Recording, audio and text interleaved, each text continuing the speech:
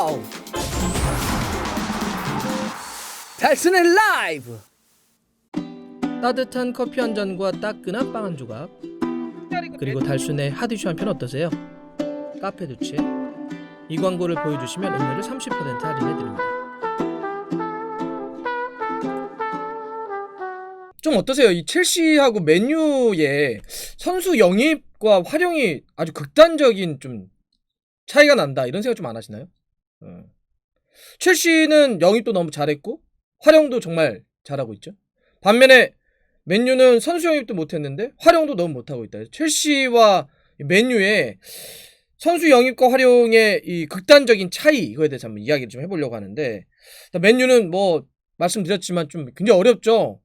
프리미어리그 최근에 졌고 아스날에게, 또 터키 원정 가가지고 바샥시엘에게 무력하게 좀 졌습니다. 와, 수비 정말 이번에 뭐 스콜스는 10대 선수들이나 하는 실수 뭐 이런 거다, 그런 그들도 잘 이런 실수 안 한다, 이런 이야기를 했는데, 저 경기력이 뭐 엉망이었죠. 수비도 엉망이었고 졌고 2연패를 당했고. 반면에 지금 첼시는 분위기가 좋습니다. 지난 새벽에 이제 또 챔피언스리그 치렀는데 프랑스의 렌을 3대 0으로 완승을 좀 거뒀습니다. 베르너가 막 PK 때려넣고 에브라함이 골 넣고 막 그래가지고 3대 0 완승을 좀 거뒀는데, 분위기가 좋은 것이 이 경기 포함을 해가지고 첼시가 최근에 3연승이고요. 3연승 포함을 해가지고 공식 경기 10경기 무패 행진 중입니다. 첼시가 정말 잘 올라가고 있죠. 여기서 또 고무적인 건 뭐냐면, 최근 5경기에서 실점도 한 번도 내주지 않았습니다.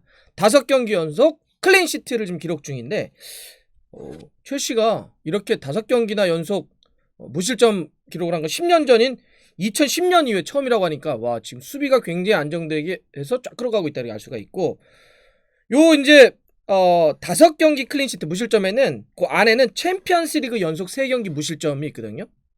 세비야, 크라스노다르, 렌, 요 세 팀에게 전부 다 지금 무실점으로 경기를 좀 하고 있는데, 첼시가 챔피언스리그 3경기를 무실점으로 출발을 한 거는 2009년 이후에 11년 만에 처음이라고 하니까, 역시 이것도 첼시가 수비 안정을 바탕으로 해서 잘 나가고 있다, 좀 이렇게 지금 이야기 들을 수가 있습니다. 그러면 어떻게 이렇게 첼시가 좋아졌지?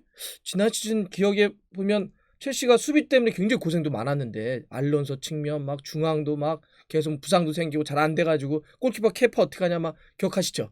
첼시가 굉장히 이렇게 수비 라인이 안 좋았는데 어떻게 이렇게 좋아졌지? 이런 겁니다. 자, 일단 렌과의 경기에서의 제가 첼시의 선발 라인업 한번 보여드릴게요. 이겁니다. 수비가 이제 벤치렐, 주마, 티아고 실바, 리스 제임스가 섰고, 골키퍼 맨디였고요.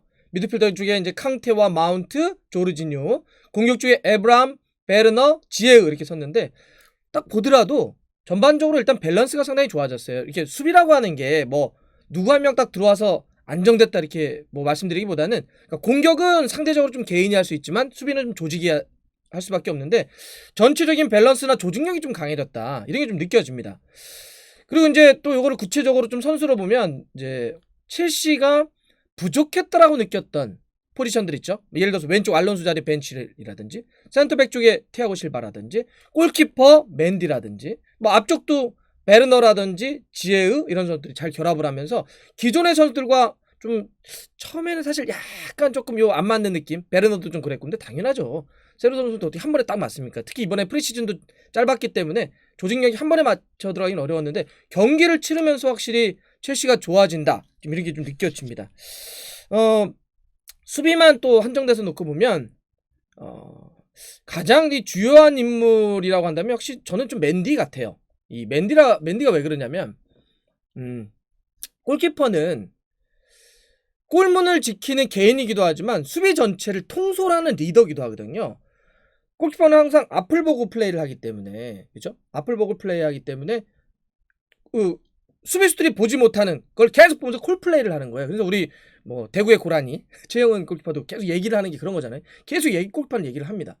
그러니까 이제 그 골키퍼가 안정감이 되면 그렇게 뒤에서 이야기를 듣고 라인을 통제할 수 있는 것도 있고, 또 하나는 수비수들이 심리적으로 골키퍼가 안정감이 있다 그러면 마음이 좀 놓이다 보니까 좀 자기도 집중하면서 안정적으로 플레이를 할 수 있는데, 뒤가 불안하다 그러면 내가 불안한 거야. 네. 내가 실수하면 골키퍼가 또 실점하겠지? 그러면 전체로 좀 흔들리는 경향들이 있습니다. 그래서 맨디의 일단 영입이 좀 가장 크다. 이렇게 전체적인 안정감이 좋아지면서 첼시가 누구 한 명이 뭐 빠져도 크게 흔들리지 않는 그런 팀이 좀 돼가는 과정 같아요. 예컨대 이번에 카이 하베르츠 같은 경우도 코로나 양성 반응이 나와서 못 뛰었잖아요. 근데 거기 뭐 지으라든지 마운트 같은 선수들이 저는 문제없이 잘 이렇게 뛰어주면서 이것도 분위기를 좀 잡아주잖아요. 바로 이런 게 이제 첼시가 좀 좋아지는 부분이다. 좀 볼 수 있겠고. 물론 이 경기는 이제 상대가 좀 빠르게 좀 퇴장을 당했기 때문에 그런 완승도 있었지만 아까 말씀드렸던 것처럼 공식 최근 10경기에서 지지 않는 이유는 바로 이런 것들이 좀 영향을 미친 것 아니냐 좀 볼 수가 있습니다. 그러면 이제 제가 가장 중요한 인물, 뭐 전체 조직력도 좋아졌고 수비 라인 전체 좋아졌고 이런 것도 했는데 맨디인 것 같다 이런 얘기를 했습니다. 맨디 그래서 이제 맨유와 좀 묶어서 선수 영입을 좀 얘기 드리고 싶은 건데, 뭐 일단 당연히 케파가 어려웠으니까 정말 필요했던 포지션이죠 골키퍼가. 근데 이제 맨디를 이번에 데려온 거에 대해서 첼시의 기술 고문인 또 레전드 골키퍼죠 체가 이야기를 했잖아요. 그냥 이렇게 데려온 게 아니다. 나 사실 골키퍼 영입하려고 18개월 동안 그러니까 1년 반 동안 무려 30명의 골키퍼를 지켜봤다는 거 아닙니까? 30명의 골키퍼를 지켜봤다는 얘기는 어차피 주전급을 데려오려고 했다는 거니까 30개 팀의 주전 골키퍼들 다 살펴봤다는 거예요. 그것도 무려 18개월 동안. 그러면서 계속 봤는데 가장 인상적이었고 가장 첼시라고 하는 팀의 램파드 감독의 축구에 부합할 수 있는 선수가 맨디라고 하는 판단이 섰고, 그래서 강하게 지금 이제 램파드 감독과 첼시에게 추천했다는 거 아닙니까? 또 그거를 램파드 감독은 지켜보고 또 이야기해본 다음에 오케이 맨디 좋겠다 이렇게 영입을 했다는 거죠. 어떤 게 딱 차이가 좀 느껴지세요? 완전히 준비된 영입이잖아요. 네. 굉장히 깊게 들여다본 영입이고 감독, 팀의 스타일, 개인의 어떤 능력을 한 번에 어떤 잘하고 못하고의 기복이 있을 수 있으니까 1년 반 동안 꾸준히 지켜봐서 오케이 이 정도의 평균값이면 좋아. 지켜본 영입이잖아요. 네. 실제 그래서 맨디가 첼시 데뷔전이었던 리그컵 토트넘 경기 첫 번째 경기였거든요. 그 경기만 실점을 해줬고 그 이후에 프리미어리그하고 챔피언스리그 6경기 동안 최근에 연속 무실점 너무나 잘해주고 있죠. 첼시는 이번에 영입이 다 그래요. 맨디뿐만 아니라 예를 들어서 뭐 티아고 실바, 지에으, 베르너, 벤치렐, 하베르츠 누구 한 명 특별히 못하는 선수 있나요? 이 선수는 왜 데려왔어? 왜 이 선수를 활용 안 해? 이런 선수가 있나요? 주요하게 영입한 선수 모두가 다 제대로 팀 전력에 결합해서 뛰고 있잖아요. 네. 그럼 이거는 잘된 영입일까요? 잘못된 영입일까요? 당연히 잘된 영입이죠. 그 잘된 영입이라고 하는 건 아까 맨디의 제가 사례를 소개시켜드렸지만 정말 첼시에 필요해? 이게 램파드 감독이 정말 원하는 선수야? 이걸 오랫동안 지켜보면서 영입을 했다는 거 아닙니까? 그러기 때문에 결과도 좋은 거죠. 과정이 좋았기 때문에 결과를 도출해낼 수 있는 건데, 반면에 맨유 보죠. 맨유는 이거는 좀 진짜 문제라고 저는 봅니다. 이번에 여름에 카바니, 텔레스, 반더베이크 데려왔습니다. 네. 펠리스트리 같은 경우는 18살 선수니까 당장 전력이 하니까 얘기하기도 그렇고, 예약제로 데려온 아마드 트라우레 같은 경우도 좀 빼놓고, 선수의 기본적인 데려온 규모도 그렇지만 다 사실은 맨유라고 하는 이름값에 비하면 이 선수들은 좀 그럴 수 있잖아요. 그런데다가 반더베이크는 제대로 쓰지도 않아요.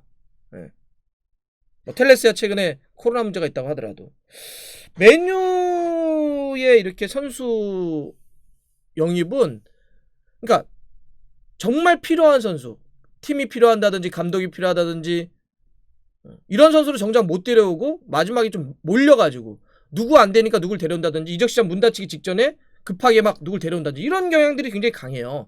맨유가 이번에 제이든 산초라든지 우파메카노 같은 선수를 공격과 수비에 좀 원했는데 결국 안 됐잖아요. 안 되니까 나이 많은 카반이라든지 이렇게 데려와서 했는데 이게 제대로 결합될 리가 있나요? 근데 이번만 그런 게 아니잖아요. 지난번도 보면 이갈로 데려왔는데 이갈로도 그냥 임시강편으로 데려왔잖아요. 그래서 순간순간에는 보여줬다고 하더라도 지금 이갈로 어딨나요? 네. 근래에 맨유가 그나마 제대로 들어온 선수가 이제 브루노 페르난데스인데 그 선수 말고는 제가 봐서 성공적인 영입이 없어요. 이게 우연일까 그러면 한두 번 선수 영입 안 된 거야. 뭐 그 순간적인 판단착오가 일어났다고 하더라도 이 지속된 선수 영입의 문제. 첼시와 놓고 보세요. 첼시 너무나 잘 영입해서 너무나 잘 쓰고 있잖아요. 물론 그런 얘기는 할 수 있어요. 돈 차이가 좀 크지 않나요? 첼시는 이번 여름에 2억 4,720만 유로 3,280억 정도 썼으면 굉장히 많이 썼죠. 맨유는 8,350만 유로 1,110억 쳤으면 한 3배 차이가 납니다. 그러니까 첼시가 당연히 예전에 선수 영입에 따른 어떤 그 금지가 있었기 때문에 선수 영입을 못했고 쌓은 돈 이번에 쓴 건 있겠는데 규모의 문제를 얘기하는 게 아니에요. 한두 명이라도 잘 데려와서 제대로 써먹으면 좋은 거죠. 근데 맨유가 최근에 그러냐고요. 돈은 돈대로 쓰는데 활용을 못해요. 그럼 반드베이크 대표적이 아닙니까? 그러니까 막 필요했던 우파메카노 이런 선수 없고 그러니까 수비 정말 말도 안 되는 수비하고 있고 공격 아주 답답하게 좀 전개되고 있고 이건 결국 첼시는 예를 들어서 그 되게 전문화된 시스템으로 잘 가고 있다고 봐요. 예를 들어서 그 램파드 감독으로서의 역할, 그다음에 아까 그 최의 기술 고문으로서 그 감독이 원하는 스타일을 잘 오랫동안 지켜보면서 추천해주고, 그다음에 마리나라고 하는 선수 영입의 계약의 담당자가 또 그런 어떤 이적료라든지 이런 걸 다 계산해가지고 잘하고 이렇게 뭔가 탁탁탁탁탁 맞아 들어가는 느낌인데 맨유는 다 덜컹덜컹덜컹해요. 엉터리예요, 엉터리. 선수 영입 시스템이. 예. 숄샤르 감독은 저는 잘 몰라요, 선수 영입에 이런 느낌이고 자기가 원하는 자기가 통제할 수 있는 선수 영입이 안 되는 그런 느낌이고 그러니까 반더베이커 대표적 아닙니까? 그다음에 선수 영입을 전문적으로 할 수 있는 그런 뭐 이런 선수 이런 사람도 역할도 없는 것 같고 그러니까 우드워드가 그냥 나와가지고 다 해버리잖아요. 그러니까 우드워드가 사실은 뭐 재정적으로는 상당히 많이 할 줄 몰라도 축구에 대한 이해도가 떨어지니까 선수 영입이 죄다 실패하고 있는 거예요. 자, 바로 이런 게 지금 첼시와 맨유의 선수 영입의 극단적인 차이, 성공과 실패가 이렇게 갈라지니까 당연히 결과적으로도 첼시는 잘 나가고 맨유는 지금 15위까지 추락해 있는 거죠. 이건 근본적으로 좀 바꿔야 될 것 같아요. 그러니까 숄샤르 감독 한 명 바꾼다, 선수 한두 명 영입한다 이런 느낌이 아니라 뭔가 이렇게 선수단을 제대로 개편할 수 있는, 제대로 굴러가게 만들 수 있는 틀을 새롭게 만드는 것, 예. 전체적인 이 조직을 새로 구성하는 것, 선수들만의 리빌딩이 아니라 전체 어떤 그 안에 스태프를 포함한 전체 리빌딩이 좀 필요한 거 아니냐, 이런 걸 들여다봐야 된다, 좀 이렇게 생각이 듭니다. 그래서 지난 새벽 경기는 결과도 결과지만 바로 이런 첼시와 맨유의 전체적인 운영에 있어서의 극단적인 차이가 만들어놓은 결과가 아닌가, 좀 이렇게 생각이 좀 듭니다.